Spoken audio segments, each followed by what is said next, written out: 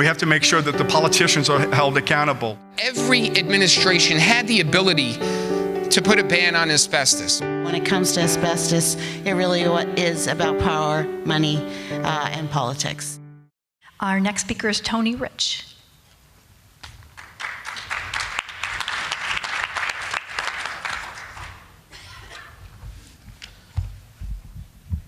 Hi, good afternoon. I want to thank Linda for inviting me to speak and for sharing a few items, and I invite everyone to take a look at some of those catalogs. It's a real eye-opener as far as the number of materials and products that the asbestos industry put out there over the last century and a half. I've spent a number of years collecting a lot of items and taking photos, and it's been a real eye-opener. Today, as we talk about the devastating effects of exposure to asbestos, it's difficult to believe that such a hazardous and deadly substance was once treasured by society and industry, that it was revered as the so-called magic mineral. It was a modern name given to the relatively abundant natural material that was simply dug from the earth and then used in a wide variety of products and countless commercial applications due to its diverse physical properties, such as strong fire and heat resistance, high tensile strength, durability, high insulating efficiency, chemical and weather resistance. It was vermin and rot proof, could be woven into textiles. I mean, there's hundreds, thousands of different products and applications for asbestos, among many other qualities desired by industry. Although asbestos was known earlier to civilizations, it was considered merely as a strange curiosity, and it wasn't until the late 19th century that the mineral's unusual qualities were exploited on a larger scale. Let's see, green. It was in the beginning. Asbestos is a mineral substance made by nature, and its story goes back to the beginning, to a period of long time before recorded history when the world was in ferment. Exact details of how it was formed is a matter of conjecture, but it's certain it is that in the dim past, when the earth was subjected to intense temperatures, immense upheavals, and enormous pressures, followed by the passage of many centuries, asbestos became a part of some rock structures. That it was known to the ancients is well established. Then it was a curiosity and provided material for the magician. But today, in 1960, it has many uses that are vital to industry and present-day living. Rich in legend, yet relatively recent in its application, asbestos, the magic mineral, reaches out to the unexplored horizons of tomorrow. This is the introduction from a vintage book titled "It Was in the Beginning." And it was put out by the asbestos industry to, quote, widen the knowledge of the reader about asbestos. And it starts out by referencing stories about legendary asbestos, but then leads into several pages of how it's used and lists hundreds of uses, products, and applications. It even has its own asbestos fact sheet. The book ends with where it finds asbestos in the mines throughout the world, and it promotes product lines of asbestos and many manufacturers that contribute to the asbestos industry. So essentially, it's typically a typical asbestos industry propaganda, very typical. Sadly, this book is not alone. As I began my career as an industrial hygienist and asbestos professional, I wanted to learn more about this toxic mineral that I was working around nearly almost on a daily basis. And I wanted to learn more than what my initial training had provided. Because I believe my work as an asbestos inspector and abatement project monitor, asbestos professional, is more than just a job. Especially since the surveys and the air monitoring that I perform can potentially affect the health of many people down the line, including the abatement contractors, their families, skilled trades and their families, building occupants, and the public in general.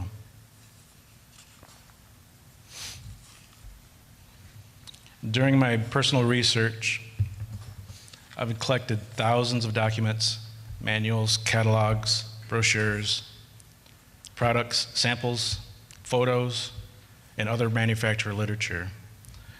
These materials have helped shape my views on the enormous scale of asbestos use. Some of these printed media include early US asbestos catalogs from the 1870s. As you can see here, which they're over here on the table too, you can see for yourself, that the manuals have, these manuals have changed my understanding of how the early asbestos industry started in the US. My initial trainer told me that the industry started in the early 1900s. These catalogs clearly show, and they're dated from the 1870s, and there's dozens and dozens of asbestos products. And the H.W. Johns, the last page, claims that thousands of buildings in the US contained asbestos, their products. So the gears were turning for the asbestos industry early on. These late 1800 H.W. Johns catalog lists are very, very significant in the fact that they show us a large percentage of buildings containing asbestos at that time. In 1881, the U.S. asbestos manufacturing was featured in a multi-page spread detailing an extensive product line, and it showed annual revenues of the company, the manufacturing company. This periodical is also here today if you wanted to see that. But throughout my searching, I kept finding reference after reference calling asbestos the magic mineral. In every case, the literature touted its so-called magic mineral and amazing properties. More and more asbestos products were featured over time. Asbestos was once regarded as a goddess, Lady Asbestos, for protection against forces of nature. Asbestos was featured in its own pavilion at a World's Fair, safeguards for home and industry.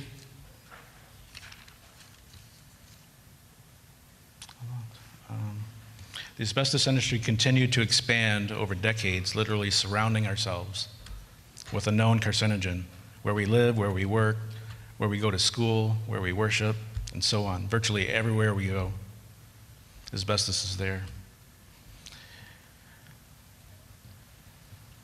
Documented records by the asbestos manufacturing industry at a former Johns Manville plant in Waukegan are these photos here, and these are also in the display.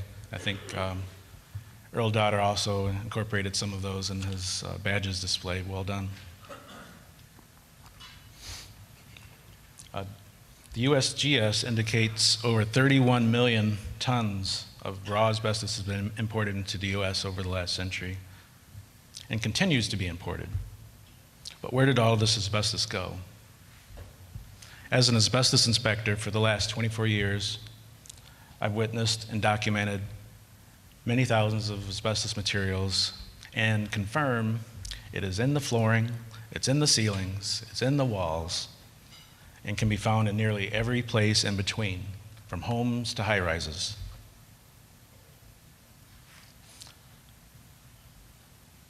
I really wish we had the many hours more it might take to share all of the photos and documents to get a real sense of the enormous scale of asbestos still in place, so-called legacy asbestos.